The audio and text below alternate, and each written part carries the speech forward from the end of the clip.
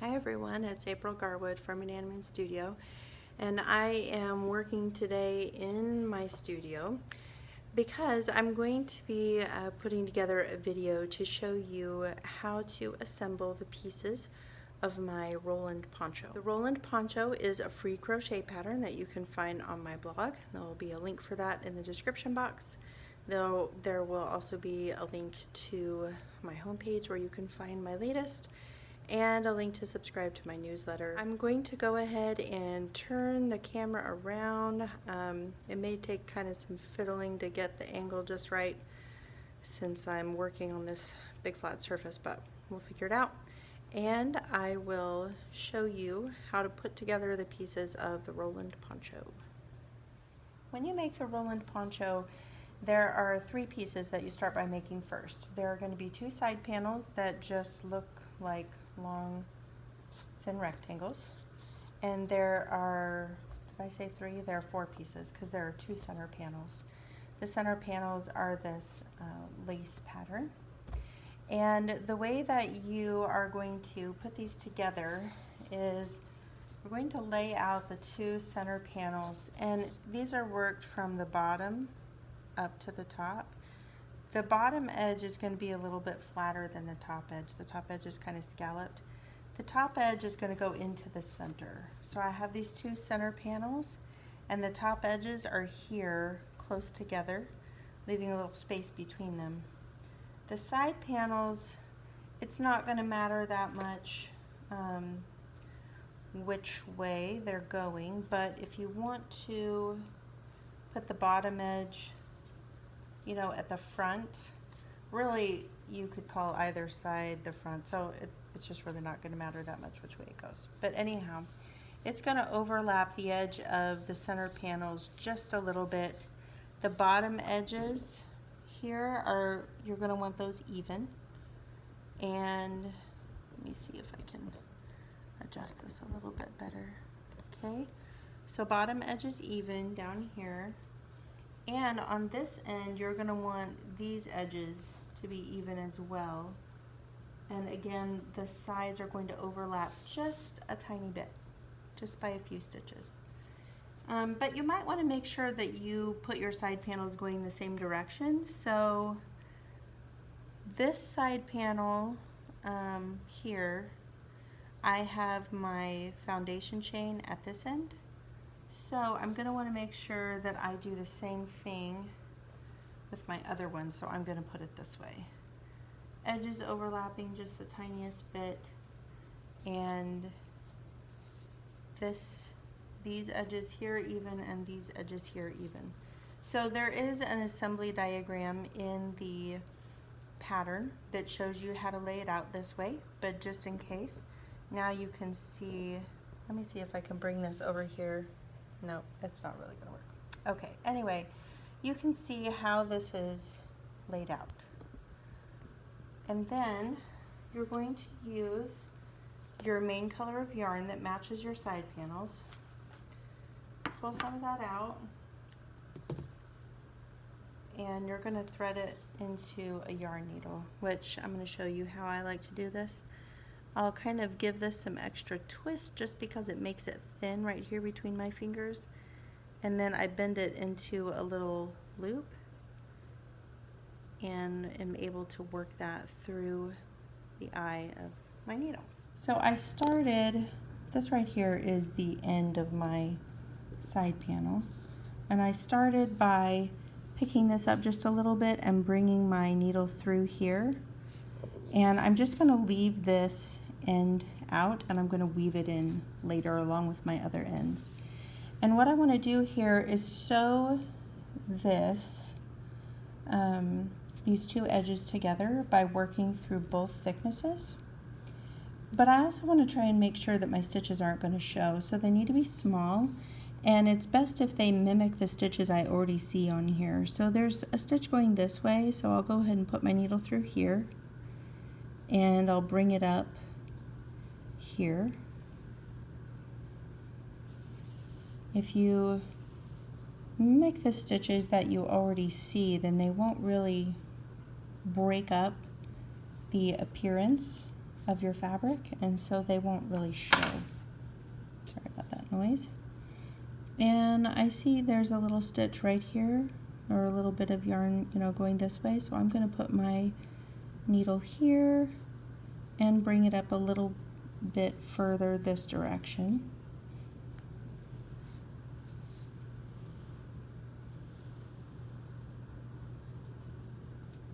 Okay, and there's some yarn going this way, so I'll mimic that and go here and bring my needle up here.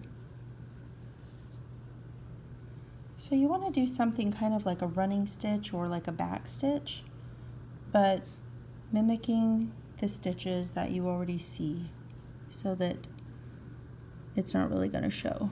And see, here's one going this way, so I'll bring this here. I'm not entirely sure if that's going to go through my white layer or not. Maybe just barely.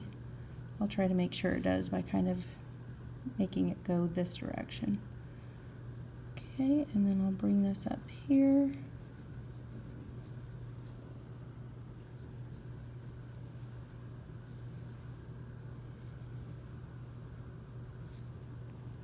Okay, and I see a stitch going this way, so I'll go here and come up here.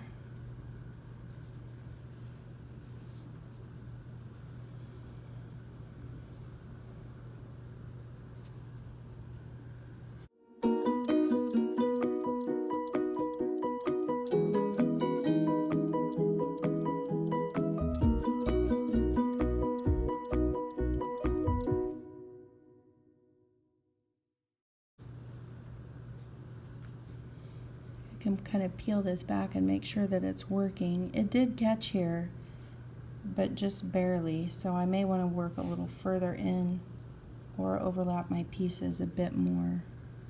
So I'm going to come in this way so that I can get a little more into the white panel.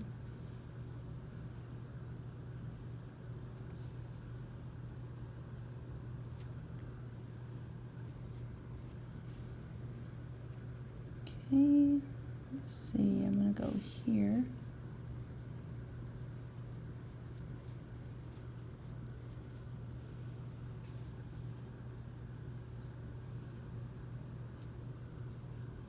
So you can see, how I'm working here. I think you'll find that the stitches are hard or maybe even impossible to see. So by mimicking what the yarn is doing in my stitches, I'm able to pretty well keep them from being visible.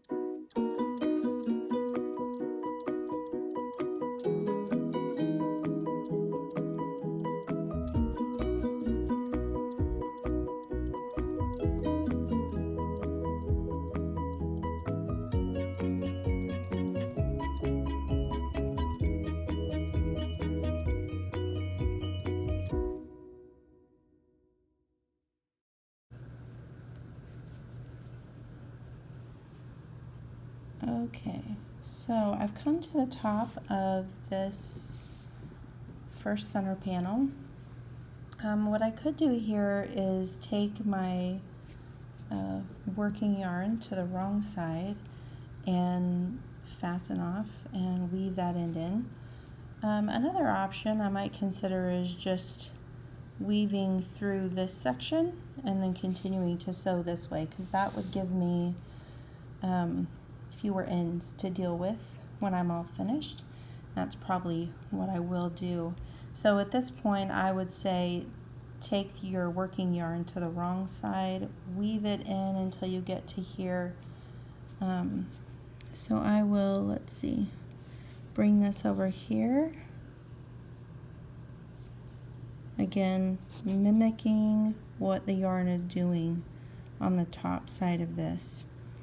So now I can just kind of turn this edge over a little bit and weave my end through here.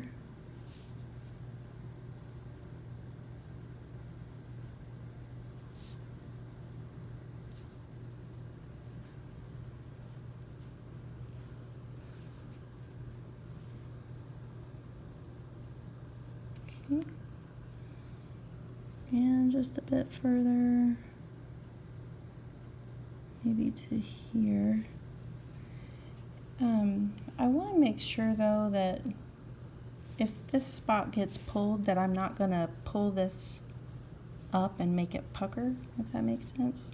So what I want to make sure I do here is kind of anchor this spot of the, well, I keep getting stuck on that. Kind of anchor this spot of the yarn that I'm working with by putting it through this, like weaving it through the same spot a couple times. That'll just kind of give that spot a little more stability. And then I'll continue working down this side just the way that I did over here.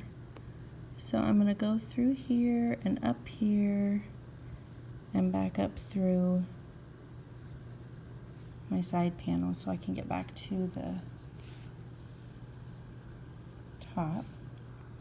And then I'm going to continue working, you know, following what the yarn is doing. Let me maybe zoom in on that spot so you can see a little better.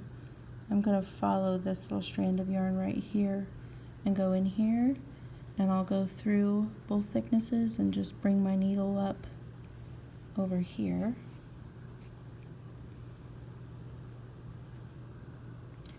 And again, I want to mimic what the yarn is doing, so I'll follow, let's see, I'll follow this right here, down here, and bring the yarn up over here.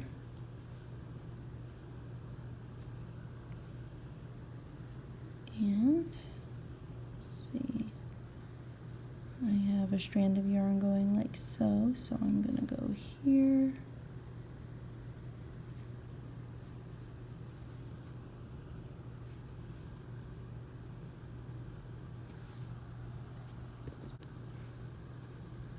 Follow this right here. I'll go in here and bring my yarn up over here.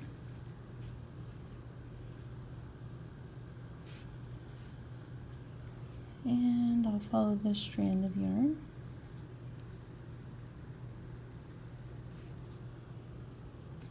So I think probably I've shown you enough here so that you can see how this will work. I'm going to continue working in this same method to here, and then I'll bring my yarn to the wrong side, and again go through a couple of loops a few times to kind of anchor it, and then I'll weave that end in. And then I'm going to repeat the same process for this other side, coming all the way down. At that point I may decide to just weave in all the ends that I have right now.